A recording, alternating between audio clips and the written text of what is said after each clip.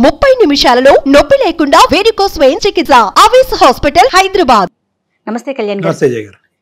కళ్యాణ్ గారు, శశి అని ఒక ఆమె మనకి మెయిల్ చేశారనమాట. తన పర్సనల్ ఇష్యూ చాలా మలుపులు తిరిగిందండి. ఎలాంటి ఆలోచనలు చేస్తున్నారు, ఎక్కడికి పోతుంది అని అనిపించింది నాకైతే పర్సనల్గా. బట్ మీరే కరెక్ట్గా దానికి ఒక సలహాలు సూచనలు ఇవ్వాలి. నెంబర్ ఉంది నా దగ్గర, కాల్ చేస్తాను. శశి అంటే నేను అంటే పూర్తి పేరు ఏంటో అంటే పూర్తి పేరు శశిరేఖ అయి ఉండొచ్చేమో బహుశా. నేను జయానండి, అందమైన జీవితం ప్రోగ్రామ్ నుంచి కాల్ చేస్తున్నాను. మేడం నమస్కారం అండి. నమస్తే అండి. నమస్తే. మీ మెయిల్ చూసాను, మాట్లాడొచ్చా మీతో? Madam right. నాతో పాటు డాక్టర్ కళ్యాణ్ చక్రవర్తి గారు కూడా ఉన్నారు, స్టూడియోలో ఉన్నాము. ఒక్కసారి మీరు మెయిల్లో ఏదైతే పెట్టారో ఒకసారి డాక్టర్ గారితో మాట్లాడండి. Okay madam. రైట్ డాక్టర్ గారు. నమస్తే శశి గారు. నమస్కారం సార్. పూర్తి పేరు ఏంటమ్మా? శశిరేఖ.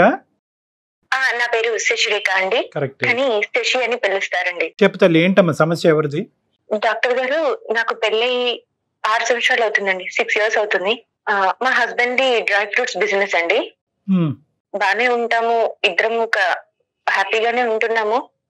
సో ఏంటంటే నాకు పిల్లలు లేరండి. ఓకే. పిల్లలు లేరని చెప్పేసి చాలా సఫర్ అవుతూ ఉన్నాను. చాలా మంది డాక్టర్లను కలిసాను, చాలా గుళ్ళల్లోకి వెళ్ళాను, చాలా నా వరకైన ప్రయత్నాలన్నీ నేను ట్రై చేస్తూనే ఉన్నాను మేడం. డాక్టర్ దగ్గరికి వెళ్ళినప్పుడు కూడా అన్ని టెస్టులు కూడా చేశారు నాకు. సో టెస్టులు చేసినప్పుడు కూడా ఓకే, నాకేం ప్రాబ్లం లేదు, పర్వాలేదండి, మీకు అంతా బానే ఉంది అని చెప్పారు డాక్టర్లు కూడా. ఒకరిద్దరిని అలా చాలా మంది డాక్టర్లను కన్సల్ట్ అయ్యాము. ప్రాబ్లం ఏం లేదు మేడం, అవుతుంది అని చెప్పారు. ఓకే అండి అని చెప్పాను. చెయ్యని ప్రయత్నం లేకుండా ప్రతి ఒక్క ప్రయత్నం చేస్తున్నాను, కనపడ్డ రాయి కల్లా మొక్కుతూ ఉన్నాను. ఇలా ఉంటూ ఉండగా కాదమ్మా, కౌన్సిలింగ్ కి ఇద్దరు వెళ్తారు కదా, తను కూడా వచ్చారా, మీ హస్బెండ్ కూడా వచ్చారా? అవును మేడం. ఓకే. మరి కదమ్మా, అతనికి ఏమైనా సమస్య ఉందన్నారమ్మా మెడికల్ గా? ఏమన్నా చెప్పారా? అంటే తను చేయించుకోలేదండి టెస్ట్లు. తర్వాత ఇంకా నాలో ప్రాబ్లం ఏం లేదు అని చెప్పి 2-3 డాక్టర్లు సజెస్ట్ చేసిన తర్వాత తను కూడా చేయించుకోండి అని రిక్వెస్ట్ చేశాను. సో తనప్పుడు చేయించుకున్నారు. తనకి ప్రాబ్లం ఉంది. సో తనకి ప్రాబ్లం ఉంది, మెడిసిన్ వాడితే ప్రాబ్లం క్యూర్ అవుతుందండి, మీకు పిల్లలు అవుతారు అని చెప్పారు. ఓకే అండి అని చెప్పి తను మెడిసిన్ వాడుతూ ఉన్నాడు. ఇంకా ఫ్యామిలీలో ఎలా ఉంటుందో తెలుసు కదా సార్. పిల్లలు లేకపోయేటప్పటికి సూటిముటి మాటలు, అసలు ఎలా అంటే చాలా ఇబ్బందిగా ఫీల్ అయ్యేదాన్ని. అయినా కూడా పర్వాలేదులే, నా హస్బెండ్ నన్ను చూసుకుంటున్నాడు కదా, అవుతుందిలే, మాకు ఎప్పటికైనా అవుతారు పిల్లలు అన్న హ్యాపీనెస్ లో ముందుకు వెళ్తూ ఉన్నాను. ఎవరేమన్నా పట్టించుకోకుండా అలా జీవితాన్ని కొనసాగిస్తూ ఉన్నాను.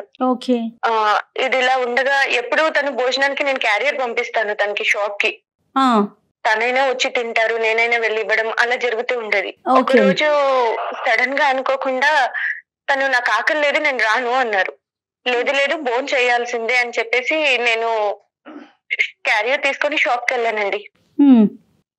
నేను షాప్ కి వెళ్ళే లోపల తను అక్కడ ఇంకొక అమ్మాయితో కూర్చుని చాలా సరదాగా చాలా ఇదిగా మాట్లాడుతూ ఉన్నారు. నేను అక్కడ ఉన్నానని చూసి కూడా నన్ను ఆ అమ్మాయికి కూడా ఇంట్రడ్యూస్ చేసి కూడా వాళ్ళిద్దరూ హద్దులు దాటి నా కళ్ళ ముందరనే అలా ఉండడం చూసి తట్టుకోలేకపోయాను.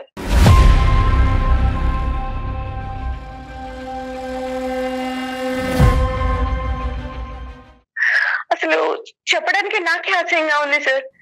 వైఫ్ పక్కన పెట్టుకుని కూడా తను అలా బిహేవ్ చేస్తూ ఉంటే నేనేమీ మాట్లాడలేకపోయాను. అక్కడ ఏమీ మాట్లాడకుండా సైలెంట్ గా ఇంటికి తిరిగి వచ్చేసాను.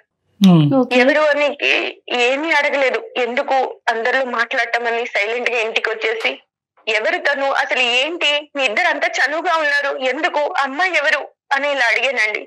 అడిగితే నీకు చెప్పాల్సిన అవసరం నాకు లేదు, ఫస్ట్ నువ్వు బాబును పాపను కనివ్వు, తర్వాత నువ్వు నా గురించి మాట్లాడు, అప్పటి వరకు నీకు అర్హత లేదు, నీకు అసలు ఏమనుకుంటున్నావు, నీకేముందని మాట్లాడుతున్నా నాతో అని చాలా గట్టిగా అరిచి గొడవ చేసి కొట్టేసి వెళ్ళిపోయాడండి.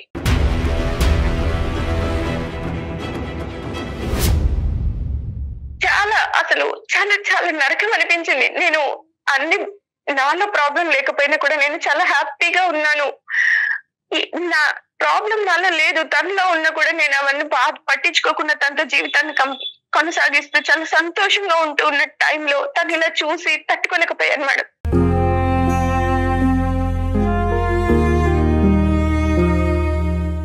అయితే నేను కాలేజ్ చదివే రోజుల్లో మేడం నన్ను ఒక అబ్బాయి లవ్ చేశాడు, చాలా ఇష్టపడ్డాడు. చాలా ఇదిగా ప్రతి ఒక్కరికి గోడల పైన శశి శశి శశి అభి అంటే ప్రతి ఒక్కరికి నోటెడ్, అలా ప్రతి ఒక్కరు అలా హ్యాపీగా ఉండేవాళ్ళు. అప్పుడు నన్ను లవ్ చేసేవాడు. కానీ తను చాలా అందగాడేం కాదు, అందంగా లేడు, పెద్దగా చదువుకోలేదు. తను తన లైఫ్ ని లీడ్ చేసుకోవడమే కష్టం. తనకి చాలా బాధ్యతలు ఉన్నాయి. ఇంకా నన్ను పోషించే సంపాదన కూడా తను సంపాదిస్తాడో లేదో అని ఆలోచిస్తారు కదా మేడం. నేను ఆ టైంలోనే మా నాన్నగారికి చెప్పుండొచ్చు నేను ఇలా లవ్ చేశాను అని. కానీ ఎవరైనా కన్న తండ్రికి ఉంటుంది కదా మేడం, నా కూతుర్ని నాకంటే గొప్ప వాళ్ళకి మాత్రమేనండి. నేను ఇష్టపడ్డాను. ఓకే, పెళ్లి దాకా వెళ్ళలేదు అంతేనా? Yes madam. Okay okay. నేను పెళ్లి చేసుకుంటే తను మర్చిపోతాడు, హ్యాపీగా ఉంటాడులే అని అనుకున్నానండి. ఓకే.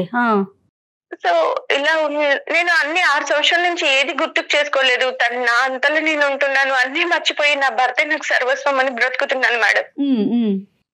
నేను తన కోసమే ఉండాలి అన్నట్టు నేను మా హస్బెండ్ కోసమే అన్ని భరిస్తూ ఉంటూ ఉన్నాను. ఎవరెన్ని మాటలు అన్నా పట్టించుకోకుండా, బంధువులు పిల్లలు లేరు, గొడ్రాలు అని ఇలా చాలా హింసిస్తూ ఉన్నా కూడా నేను ఎప్పుడు పట్టించుకోలేదు. నా భర్తే నన్ను ఇలా చూసేటప్పటికి తట్టుకోలేకపోయాను మేడం. చాలా ఏడుపు వచ్చేసింది, చాలా బాధ అనిపించింది.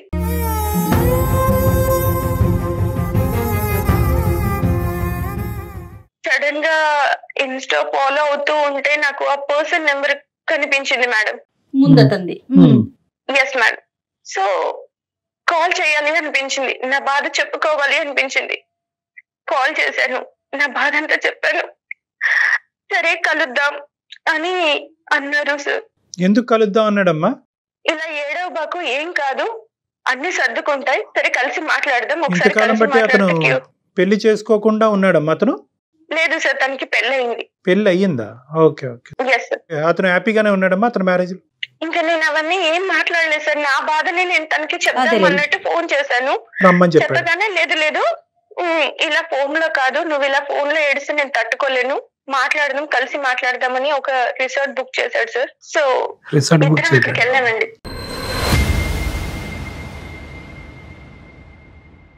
రిసార్టే దొరుకుతాయమ్మా మనకి ఈ టైంలో?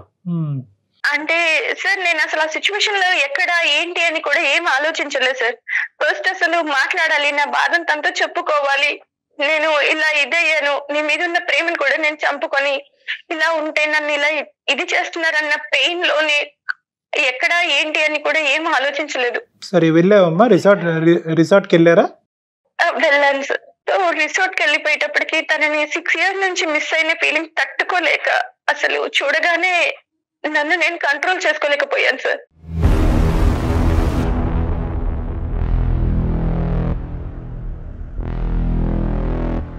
అసలు నా బాధ అతన్ని చూడగానే నాకు ఏడుపు కూడా ఆగలేదు.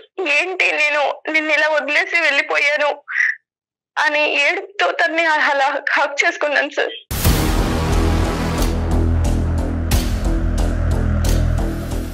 హక్ చేసుకొని నా బాధ అంతా తనకి చెప్పుకొని చాలా ఫీల్ అయ్యాను. అనుకోకుండా అక్కడ చిన్న మిస్టేక్ అయింది సార్.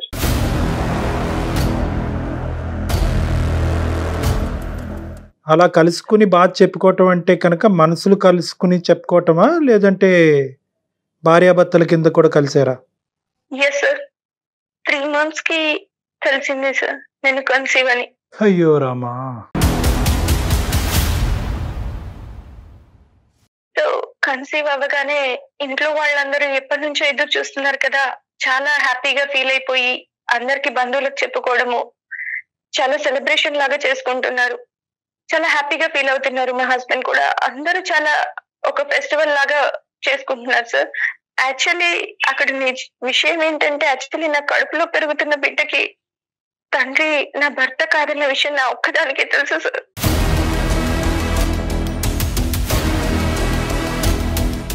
ఎలా చెప్పగలవు అమ్మా, ఎలా చెప్పగలవు ప్రెగ్నెంట్ అయ్యావు అనేది? ఖచ్చితంగా ఆ బిడ్డ నీ బిడ్డ మీ భర్తతో కలిగినటువంటి బిడ్డ కాదని ఎలా చెప్పగలవు? అంటే నేను అప్పటి నుంచి ఎలా అంటే నేను మా హస్బెండ్ లేదు సార్, ఇద్దరం దూరంగా ఉన్నాం సార్.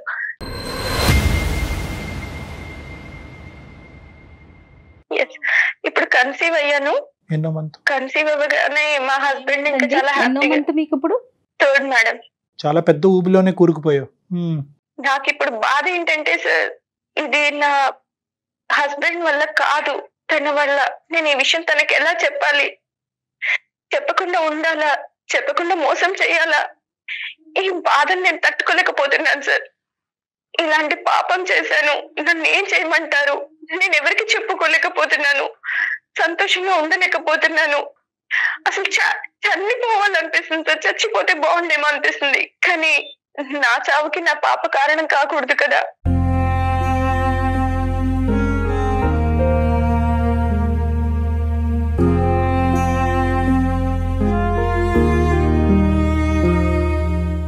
తనని ఎందుకు బలి చేయాలి అని ఆలోచిస్తున్నాను. ఇంకొక సెకండ్ అసలు ఏంటి వద్దు, నాకు ఇది నేను తీసేయించుకోవాలి, నాకు ఇది వద్దు, ఇంట్లో వాళ్ళకి చెప్పకుండా మిస్క్యారీ అయిందని చెప్పి తీసేయించుకోవాలా అని ఇలా చాలా చాలా చాలా డౌట్స్ వస్తున్నాయి సార్.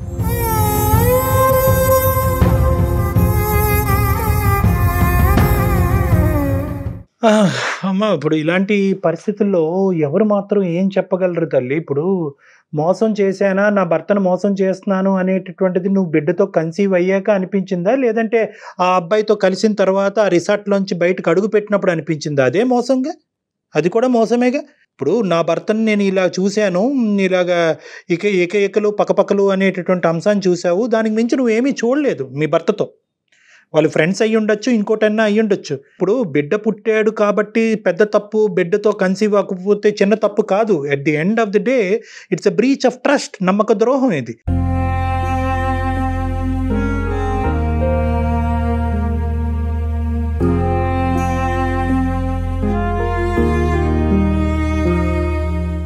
నీ భర్త ఏం చేశాడు అనేటటువంటిది కాసేపు తీసి పక్కన పెట్టండి. మీరు మనస్తాపం చెందారు, మీరు చూసింది ఒకటి, ఊహించుకుంది ఒకటి, మీ మనసులో ఆలోచించింది ఒకటి, ఫైనల్గా జరిగింది ఒకటి.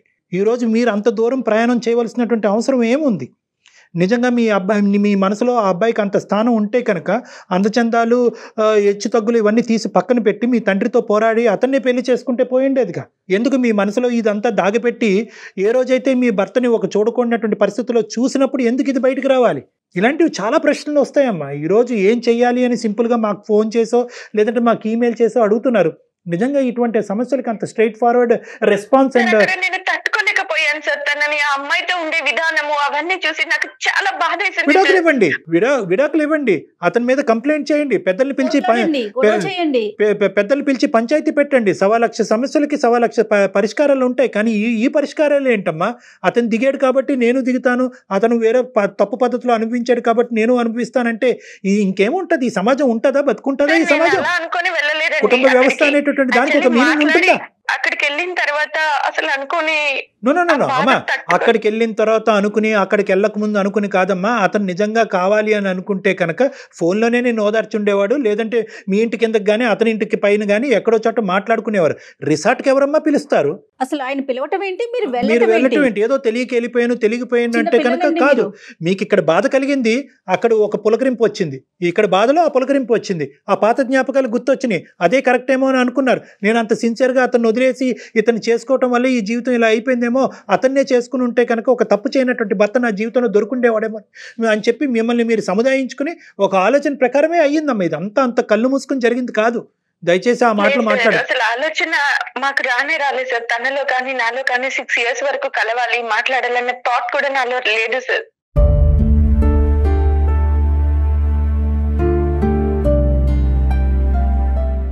అక్కడ అలా చూసిన తర్వాత సిచ్యువేషన్ కంట్రోల్ అవ్వలేక నేను తనకి ఫోన్ చేసి నా బాధను షేర్ చేసుకోవాలి అనుకున్నాను తప్పించి ఇంకా నేను అంతకు మించి ఇంకేం అనుకోలేదు. అక్కడికి వెళ్ళిన తర్వాత ఓదార్చే టైంలో అలా అనుకోకుండా అలా తప్పు అలా అలా జరిగిపోయింది అలా సార్. అలా ఇదన్నా సినిమా అండి. అవ్వదమ్మా, అలా అవ్వదు. సరే, ఇప్పుడు ఏంటంటే నిన్ను నిందించి నిన్ను ఖండించడం అనేది ఇక్కడ సొల్యూషన్ కాదు. ఎందుకంటే ఈ స్టోరీ 199 మంది ఈ విధంగానే అనుకుంటారు. నేను మాట్లాడినట్టే మాట్లాడతారు. అంటే ఏంటంటే నువ్వు అక్కడికి ఎందుకు వెళ్ళావు, రిసార్ట్కి ఎందుకు వెళ్ళావు, బాధ చెప్పుకునే దానివి శరీరాలు ఎందుకు ఒకరికొకరు అప్పచెప్పుకున్నారు అనేటటువంటి అంశాన్ని ఎవరన్నా మాట్లాడతారు. నెంబర్ 2, ఎవరన్నా ఏమన్నా అంటే కనుక అతను గడ్డి తిన్నాడు కాబట్టి నువ్వు గడ్డి తింటావమ్మా, నీ భర్త గడ్డి తిన్నాడు కాబట్టి నువ్వు గడ్డి తిన్నావమ్మా అని అంటారు.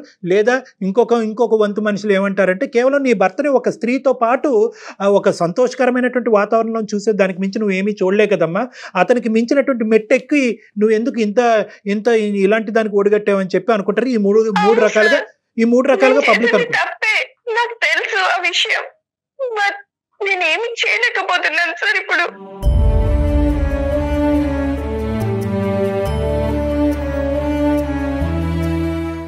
నువ్వేం చేయాలని అనుకుంటున్నావు చెప్పమ్మా ఫస్ట్, తర్వాత ఏం చేస్తే బాగుంటుంది అన్నది మేము చెప్తాం. ఫస్ట్ నువ్వేమనుకుంటున్నావు? నీ కానటువంటి బిడ్డని ఇదే విధంగా దిగమింకుని సీక్రెట్గా పెంచి పెద్ద చేస్తే కనుక అభిమానాలు ఆప్యాయతలు పెరిగిన తర్వాత నమ్మక ద్రోహం చేసిందని అవుతానేమో అనిపిస్తుంది సార్. ఆ నిందని నేను మొయ్యలేను సార్.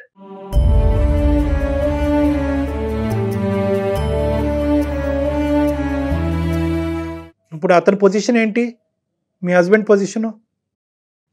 తను చాలా హ్యాపీగా ఫీల్ అవుతున్నాడు సార్. ఇన్ని ఇయర్స్ తర్వాత కన్సీవ్ అయ్యింది నా వైఫ్ అని చాలా సెలబ్రేషన్ గా చాలా హ్యాపీగా ఫీల్ అవుతున్నాడు. పుట్టబోయేటటువంటి బిడ్డని పుట్టక ముందే ఇంత బాగా ప్రేమిస్తున్నాడు అనే ఆలోచన వల్ల ఇప్పుడు నువ్వు చేసిన తప్పు అని నీకు అనిపిస్తుందా? అంటే సార్ నాకు అర్థం కాదు, పిల్లలు పుడితేనే భార్యనా సార్? పుట్టకపోతే భార్యని ఏ రకంగా అయినా ఊహించుకోవచ్చా? పక్కన ఇంకొక అమ్మాయి భార్య నించొని ఉంటే ఇంకొక అమ్మాయి ఆవిడతో ఉంటే భార్యకి ఎంత బాధ అవుతుంది సార్? అమ్మ, బిడ్డల గురించే భార్య అనేటటువంటిది తప్పు. కానీ బిడ్డల గురించే భార్య అనేటటువంటి విధంగా పక్కదో వెళ్ళినటువంటి భర్తను చూసి ఆడది ఇంకో తప్పుతో పట్టి వేరే వ్యక్తికి గర్భం దాల్చడం అనేది తప్పున్నారా? సో ఇక్కడ నేనేమంటున్నానంటే అది తప్పే, ఇది తప్పే. ఆ సబ్జెక్ట్ గురించి మనం తర్వాత మాట్లాడుకుందాం. నీ భర్త ఎందుకు అలా ఆలోచించాడు, బిడ్డ పుట్టగానే బిడ్డతో కన్సీవ్ అవగానే నీ దగ్గరికి ఎందుకు పరిగెట్టుకుని వచ్చాడు అనేది సపరేట్ సబ్జెక్ట్. ఆ ప్రశ్న మీరు వేసుకోండి ఒకసారి, అది తర్వాత చేసింది కరెక్టేనా అనే ప్రశ్న మీ వైపు వేసుకోండి ఒక్కసారి. ఇప్పుడు మనం మేడం తప్పు చేశాను, నేను తప్పు చేయలేదు. ఇప్పుడు ఏంటంటే ఇప్పుడు అతను చేసిన తప్పు కాదా అండి అనేటటువంటి పరిస్థితిలో మనం లేము. అది కాదు ఇక్కడ సబ్జెక్ట్. ఇక్కడ మీరు చేసినటువంటి తప్పు, ఈ తప్పుకు పరిష్కారం ఏంటి, అసలు పరిష్కారం అన్నది ఉందా అనేది కూడా మనం అడగాలి. పరిష్కారం ఉందా? ఈరోజు డాక్టర్ కళ్యాణ్ చక్రవర్తి దీనికి పరిష్కారం చెప్పగలడా, లేదంటే నువ్వు పెళ్లి చేసుకున్న భర్త దీనికి పరిష్కారం చెప్పగలడా? అదే అర్థం కావట్లేదు సార్. నా జీవితం ఎటు వెళ్తుందో కూడా నాకు అర్థం కాని సిచ్యువేషన్ లో ఉన్నాను. దయచేసి మీరు నాకు హెల్ప్ చేయగలరా? నీ మైండ్ లో ఉన్న ఆప్షన్స్ ఏంటో చెప్పమ్మా, దాన్ని బట్టి నేను చెప్తా. ఆ బిడ్డకు తండ్రి తిను అని చెప్పి నేను ఉండగలనా? అంత ధైర్యం నాకు లేదు సార్. రైట్, అది ఉండలేవు. ఈ సీక్రెట్ గా అయితే దాచిపెట్టేటటువంటి అవకాశం లేదన్నది క్లియర్ కట్ గా ఇందాక చెప్పేశావు. Option number 2. రెండోది ఏంటి తల్లి? చెప్పకుండా వెళ్ళి మిస్క్యారీ అయిందని చెప్పాలా అని ఆలోచిస్తున్నాను సార్. అంటే అబార్షన్ చేసుకుని వెళ్దామనమ్మా? Yes sir. రైట్, అది రెండోది. మూడోది ఏంటమ్మా, ఇంకేమైనా ఉన్నాయా? లేదు సార్. మూడో ఆప్షన్ నేను చెప్పనా? ఆ బేబీ వద్దు తనకంతే. అమ్మ, ఇప్పుడు బిడ్డతో నీకు ఒక ఇమోషనల్ అటాచ్మెంట్ పెరిగిందా లేదా?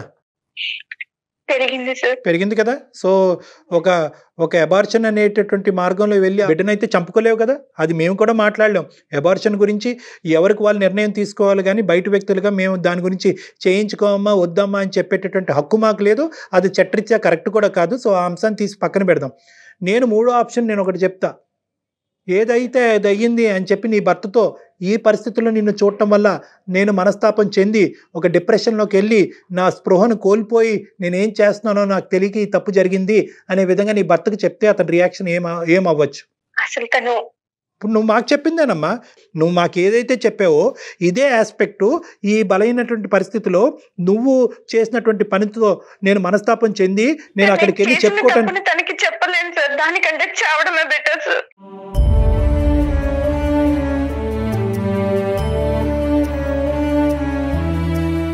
నేను తనకి చెప్పి తనని బాధ పెట్టి ఇలా అవ్వడం కంటే నేను సూసైడ్ చేసుకోవడమే కరెక్ట్ సార్.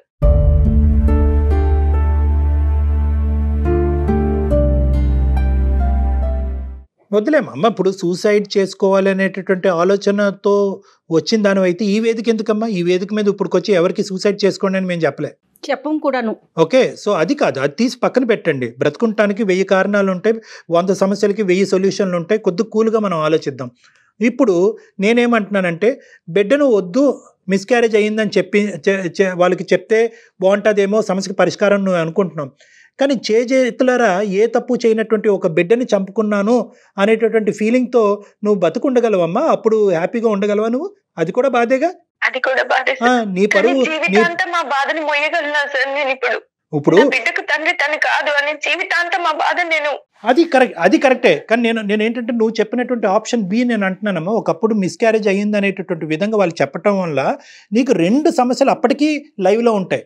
2 నీ బుర్ర తినేటటువంటిది నేను డిప్రెషన్లోకి తీసుకెళ్లే 2 సమస్యలు అప్పటికీ ఉంటాయి. బిడ్డను నేను చేతులారా చంపుకున్నాను. ఒక మనిషితో కలవలసినటువంటి అవసరం ఏంటి?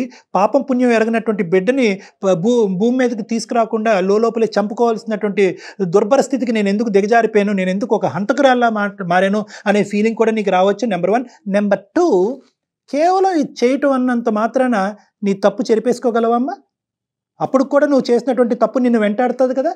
అవుట్ ఆఫ్ ద మ్యారేజ్ నేను ఒక మనిషిని కలిశాను, నా భర్త కళ్ళు కప్పి నేను ఒక తప్పు పని చేశాను అనేటటువంటి ఆలోచన వెంటాడుతుంది కదా. సో బిడ్డని చంపుకోవటం వల్ల, ఈ బిడ్డని అబార్ట్ చేసుకోవటం వల్ల నీకు నీ సమస్యకి దీర్ఘకాలికమైనటువంటి పరిష్కారం దొరుకుతుందని నేను అనుకోవట్లే. So your option B is not apt and not correct. మరి ఎలా సార్? ఎలా నేను బ్రతకడం? నేను చెప్పేది ఏంటి అంటే, తప్పు జరిగింది. ఈ రోజు కాకపోయినా రేపైనా నీ తప్పు నువ్వు ఒప్పుకునేటటువంటి పరిస్థితి వస్తుంది. ఏది? ఇర్రెస్పెక్టివ్ ఆఫ్ ద ఫ్యాక్ట్, నువ్వు గర్భం ఉంచుకున్నా తీయించేసుకోవాలని అనుకున్నా నీ మనసులో ఆ ముళ్ళు అలా గుచ్చుకుంటుంది. గుచ్చుకున్నంత కాలం నువ్వు హ్యాపీగా నీ భర్తతో నువ్వు సంసారం చేయలేవు, సంతోషంగా సుఖంగా ఉండలేవు.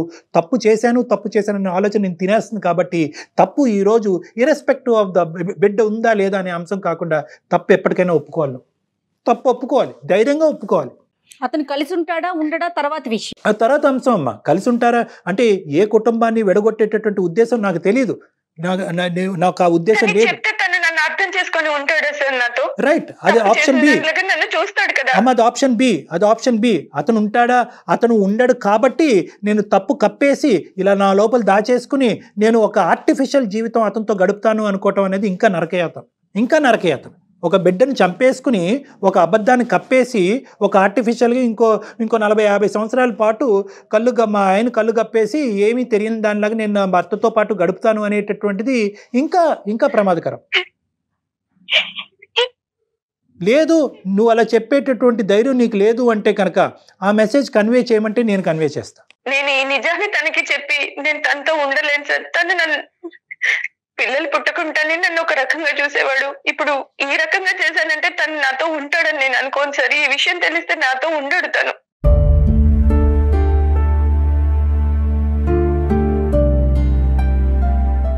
చూడమ్మా, అన్ని తప్పులకి ఒక పాజిటివ్, చాలా కంఫర్టబుల్ సొల్యూషన్ వస్తుంది అని అనుకోవద్దమ్మా. ఒక చోట ఇప్పుడు నీ భర్త నీతో ఉంటాడా లేదా అనేటటువంటిది ఒక ఆఫ్టర్ ఇష్యూ, ఒక సెకండరీ ఇష్యూ. ఈరోజు ప్రైమరీ ఇష్యూ ఏంటంటే, ఈ నిజాన్ని ఇలా కప్పిపుచ్చి అతనితో నువ్వు జీవితం కొనసాగగలవా?